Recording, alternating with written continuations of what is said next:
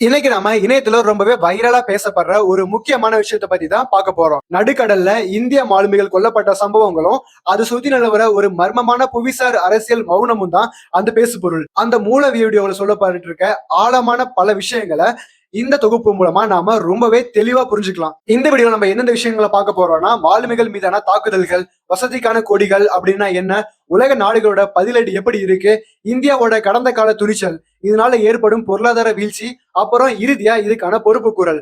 ஒரு வெங்காயத்தை உரிக்கிற மாதிரி இந்த விஷயங்களை அடுக்கடுக்க நம்ம பார்க்க போறோம். முதல்ல இந்திய மாலுமிகள் மீதான தாக்குதல்கள் பத்தி பார்க்கலாம். சமீபத்துல மிடில் ஈஸ்ட் பகுதிகளில் நடந்த கடல்வழி தாக்குதல்களை அந்த வீடியோல ரொம்பவே அழுத்தமா சுட்டி காட்டியிருக்காங்க. வெறும் 4 நாள்ல பல கப்பல்கள் அடுத்தடுத்து தாக்குதப்பட்டதுலயும் குறிப்பா 7க்கும் மேற்பட்ட இந்திய மாலுமிகள் உயிரிழந்திருக்காங்க அப்படிங்கறதையும் தான் இந்த முழு விவாதத்துக்கு ஆரம்ப புள்ளியா இருக்கு. இங்க ஒரு முக்கியமான விஷயத்த நம்ம கவனிக்கணும். மத்திய அமைச்சர் சர்பானந்த சோனோவால் அறிக்கை கொடுத்தாரு. தாக்கப்பட்ட அந்த கப்பல் பலாவு நாட்டோட கொடியை ஏந்திய எம்டி செட் பெல்லோ அப்படின்னு அவர் சொன்னாரு. கடல்சார் சட்டங்கள்ல இருக்கிற பெரிய ஓட்டைகளை பத்தி அந்த படைப்பாளி பேசுறதுக்கு இதுதான் ஒரு மிகப்பெரிய திருப்பு முனையா அமையுது. அடுத்ததான் இந்த வசதிக்கான கொடிகள், அதாவது பிளாக்ஸ் ஆஃப் கன்வீனியன்ஸ் அப்படின்னா என்னன்னு பார்க்கலாம். இப்போ நான் சொல்றத கொஞ்சம் யோசிச்சு பாருங்க. பலாவு அப்படிங்கிற அந்த நாட்டோட மொத்த மக்கள் தொகையே சும்மா ஒரு 17,000 பேர் தான். ஆனா உலகளாவிய கடல் வணிகத்துல கிட்டத்தட்ட 15.9% கப்பல்கள் அந்த சின்னஞ்சிறிய நாட்டோட பேர்ல தான் பதிவு செய்யப்பட்டிருக்கு. கேட்கறப்பவே ரொம்ப ஆச்சரியமா இருக்குல்ல. இது எவ்வளவு முரண்பாடான ஒரு விஷயம் அப்படிங்கறத அந்த வீடியோ ஆணித்தனமா பதிவு செய்யுது. இதுக்கு பேரு தான் வசதிக்கான கொடி அல்லது பிளாக் ஆஃப் கன்வீனியன்ஸ். சிம்பிளா சொல்லணும்னா, கப்பல் உரிமையாளர்கள் தங்களோட சொந்த நாட்டு சட்டத்திட்டங்கள்ல இருந்து தப்பிக்கவும் செலவுகளை குறைக்கவும் வேற ஒரு சின்ன நாட்டுல கப்பலை பதிவு செஞ்சிருவாங்க. இது ஒரு சாதாரண பிசினஸ் ட்ரிக். நம்ம இந்திய மாலுமிகள் எப்படி சம்பந்தமே இல்லாத ஒரு சின்ன தீவு நாட்டோட கப்பல்ல வேலைக்கு போறாங்க அப்படிங்கறத இது ரொம்பவே தெளிவா விளக்குது. இதைத்தான் அந்த வீடியோ ஒரு நிழல் கப்பற்படையினும் ஒரு ஓபன் சீக்ரெட்னு சொல்லுது. இந்த பலாவு மட்டும் இல்ல, மார்ஷல் ஐலண்ட்ஸ்ல லைபீரியா, மால்டா, பகாமாஸ் மாதிரியான பல நாடுகளும் இந்த சட்ட ஓட்டையில மிகப்பெரிய அளவுல பங்கு பெறாங்க. இந்த சிஸ்டம் மூலமா உண்மையான கப்பல் உரிமையாளர்கள் எந்த ஒரு சட்ட சிக்கல்கள்ல இருந்தும் சர்வதேச அரசியல் விளைவுகள்ல இருந்தும் தங்களை ரொம்ப ஈரியா மறைச்சுக்கிறாங்க. இது ரொம்பவே கலவை அளிக்கிற ஒரு விஷயம். 3வது பகுதிக்கு வருவோம். உலக நாடுகள் தங்களோட குடிமக்களை எப்படி காப்பாத்துறாங்க, உலக நாடுகள் அவங்க குடிமக்களை எப்படி பாதுகாக்கிறாங்க அப்படிங்கிறதுக்கு ஒரு வரலாற்றுல நிறைய மாசான உதாரணங்கள் இருக்கு.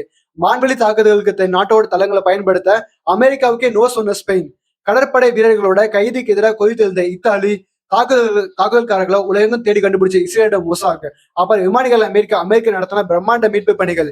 மற்ற நாடுகள் ஒரு தனி மனிதனோட உயிருக்கு இவ்வளவு முக்கியத்துவம் கொடுக்குறாங்க பாத்தீங்களா. மற்ற நாடுகள்ல தன் நாட்டு மக்களுக்கு ஒரு பிரச்சனைனா உடனே ராணுவ ரீதியாவோ இல்ல ராஜதந்திர ரீதியாவோ பயங்கரமா பதிலடி கொடுக்குறாங்க. ஆனா நம்ம இந்தியாவோட தற்போதைய ரியாக்ஷன் வெறும் கடுமையான கண்டனங்கள் அப்படிங்கிற ஒரு அறிக்கையோட சுருங்கி ஒரு புவிசார் அரசியல் மௌனமா பார்க்கப்படுது. இந்த மௌனத்துக்கு என்ன காரணம்?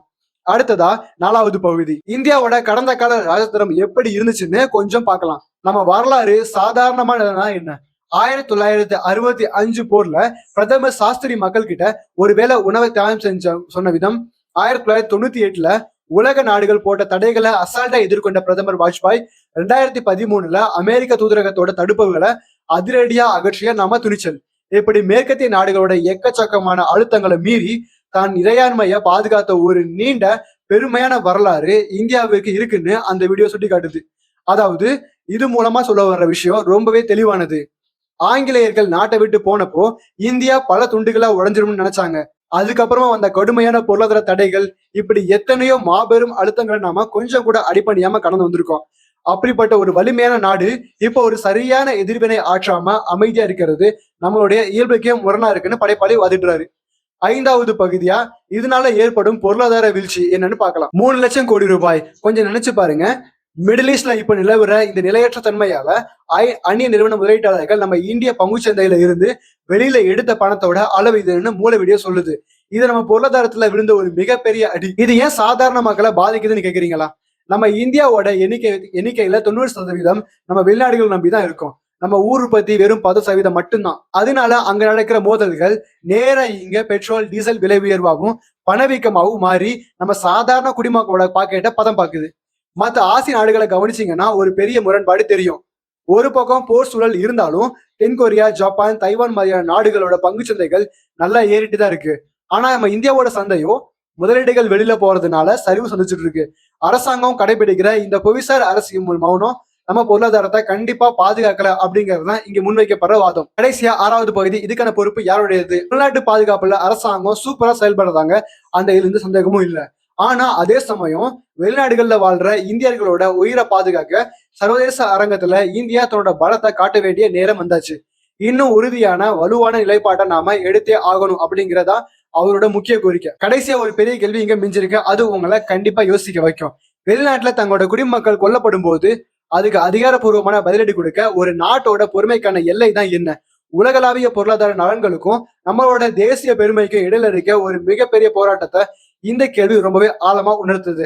இந்த கேள்வியோட இந்த வீடியோ நம்ம முடிக்கலாம். கண்டிப்பா இது உங்களுக்கு பயனுள்ளதா இருந்திருக்கும் நம்புறேன். இதே மாதிரி அடுத்த ஒரு வீடியோல பார்க்கலாம். இந்த மாதிரி நிறைய புது புது விஷயங்கள் தெரிஞ்சுக்க இந்த பேஜை சப்ஸ்கிரைப் பண்ணி வச்சுக்கோங்க.